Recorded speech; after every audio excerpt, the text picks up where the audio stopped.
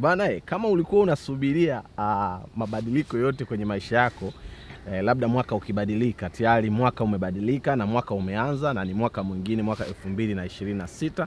Ni mwaka ambao unatakiwa kupiga hatua nyingine za kimaisha katika fikra zako, katika kazi zako, katika biashara zako, ama kwa chochote ambacho unakifanya. Unahitaji mwanzo mpya. Ndio maana mtumishi wa Mungu Betson niko hapa leo kuongea mawili matatu pamoja na wewe atakao kusaidia kukuwezesha kutembea vizuri kwenye maono yako ama kwenye malengo yako kwenye mwaka 2026.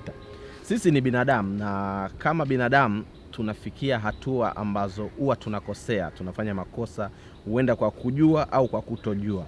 Na mara nyingi sasa hatuna nafasi ya kuongea na Mungu direct kujua kuwa tumesamehewa ama hatujasamehewa, lakini tunakuwa na imani kuwa tukiomba msamaha kwa Mungu, yeye anatusikia na anatusamehe.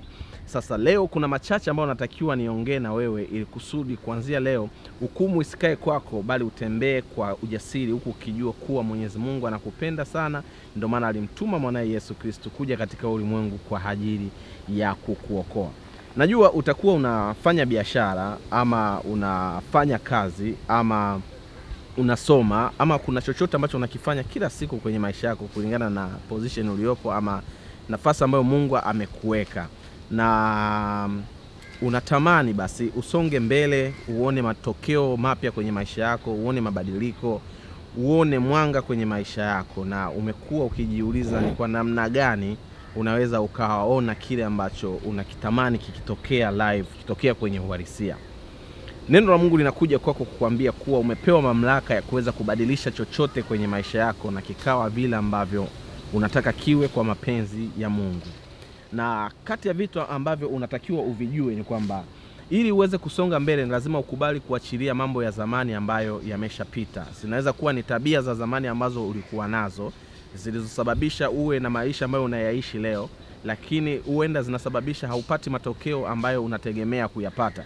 Nakupa taarifa kuwa wewe hapo ndo mwenye mamlaka ya kuweza kuchukua hatua ya maamuzi mengine ili kusudi uweze kupata matokeo ambayo Mungu anakusudia uweze kuyapata. So uwezi kupata vitu vipya kama haujakubali kuachilia vitu vya zamani. Kwa mfano, hauwezi kupata kazi mpya kama ile ya zamani haijapotea. Hauwezi ukapata tabia mpya kama wewe haujaamua kupoteza ile tabia ya zamani. Na neno la Mungu kwenye Biblia liko wazi kabisa, linatusihi na kutusisitiza kuwa tunatakiwa kuchukua maamuzi na kusonga mbele na kuanza upya. Tutakiwa kujihukumu. Ukisoma kwenye kitabu cha Isaya sura ya 43 mstari wa 18 hadi wa 19 inasema, msing'ang'anie mambo yaliyopita wala msifikirie vitu vya zamani. Unaona, Mungu mwenyewe anajua kuwa kuna mambo ya zamani ambayo sisi tumeyapitia, kuna maisha ya zamani ambayo sisi tumeyaishi, na anatusisitiza kabisa hapa kuwa tusiang'ang'anie mambo hayo ya zamani wala tusikumbuke mambo ambayo yameshapita. Yanaweza kuwa ni mazuri ama ni mabaya. Unapoanza kukumbuka the moment zilizopita kwenye namna mbaya, inakuwa ni shida sana. Labda wewe unazikumbuka kwenye namna nzuri, huenda unazikumbuka kwa ajili ya ushuhuda ama unazikumbuka kwa ajili ya kujifunza. Lakini ukizikumbuka kwa ajili ya kujutia ama kujihukumu, unakuwa unajihukumu wewe mwenyewe, kwa sababu tayari kwenye kitabu cha Nabii Isaya hapa umeandikiwa kwenye sura ya 43 mstari wa 18, unaona kuwa Mungu ana uwezo wa kufungua njia popote pale ulipo. Hata kama ulipokosea uliingia nyikani. Unaweza ukajiuliza, nikisema mwanzo mpya kwenye maisha ya mtu nakuwa na maanisha nini? Nakuwa na maanisha kitu kama hiki. Kwa mfano, wewe unasafiri kutokea Mwanza na unaelekea Dar es Salaam. Na wakati wa safari, katikati ya safari, usingizi ghafla ukakupata, ukasinzia ndani ya basi na ukatembea kwa kitambo kidogo sana. Wakati unatembea uko mbele, ukastuka kutoka usingizini. Ile unastuka kutoka usingizini, ukachungulia kwenye dirisha, ukaona kibao kimeandikwa karibu Kigoma, na wewe ulikuwa unaelekea Dar es Salaam. Manake umepotea direction ya kule ambapo ulikuwa unaelekea, na sasa hivi unaelekea kwenye direction nyingine. Sasa nakuuliza swali, ni bora kushuka kwenye huo usafiri ambao unakupeleka kwenye direction isiyofaa, ama ni bora kuendelea kung'ang'ania kwenye huo usafiri ambao unakupeleka kule ambapo haupajui na haujui nini hatima ya hiyo safari yako? Mimi ninakushauri, naona ni bora kuanza kuanza upya. Ni bora kuwa na mwanzo mpya kwenye maisha yako. Ni bora kushuka kwenye usafiri ambao unakupeleka kwenye sehemu ambayo hauelewi na kuamua kutafuta usafiri ambao unakupeleka kwenye sehemu ambayo unaelewa. Manake ni bora kuachana na maisha ya zamani ambayo yanakupeleka kwenye hatima ambayo unajua kabisa ni mbovu, ama haujui hatima yako itakuwa ni nzuri ama ni mbaya, na kuelekea kwenye maisha ambayo unaona kabisa yanakupeleka kwenye hatima ya kumpendeza Mwenyezi Mungu, lakini pia nakupeleka kwenye furaha yako ya kimaisha. So hakuna haja ya kuendelea kung'ang'ania vitu vya zamani. Ikiwa Mungu ameweka mwanzo mpya kwenye maisha yako, unaweza ukaanza upya na ukafanikiwa.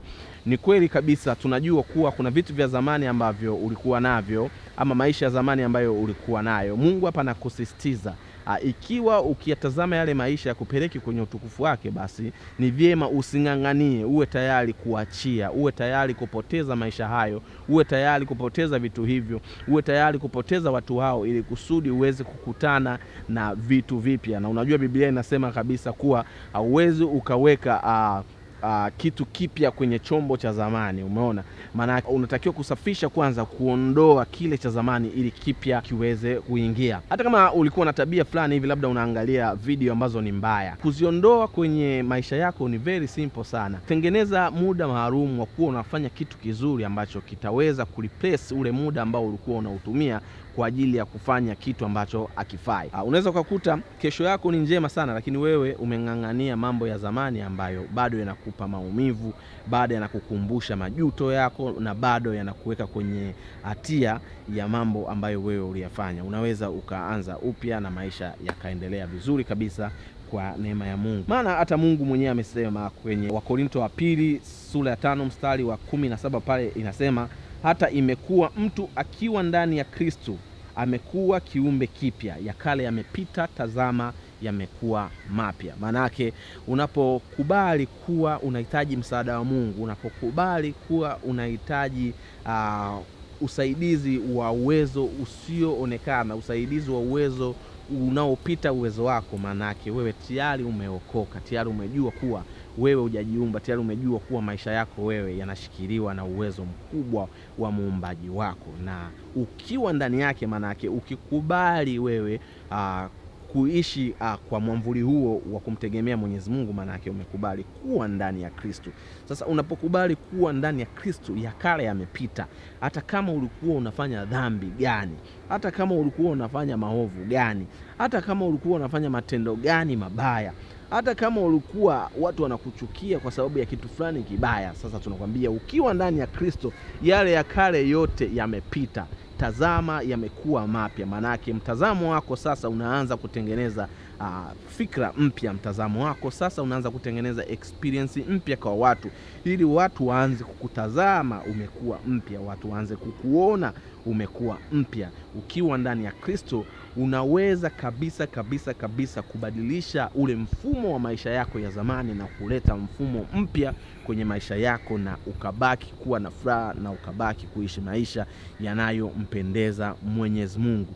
Kwa hiyo usijutie kitu chochote kwenye maisha yako, usijutie matendo yoyote kwenye maisha yako, usijutie tabia yoyote kwenye maisha yako ambayo umekuwa nayo. Mimi ninakusii kabisa, hata mimi unayeniona tayari nilikuwa nina mapungufu yangu, lakini tazama niko ndani ya Kristo, na tazama nina mwanzo mpya kwenye maisha yangu.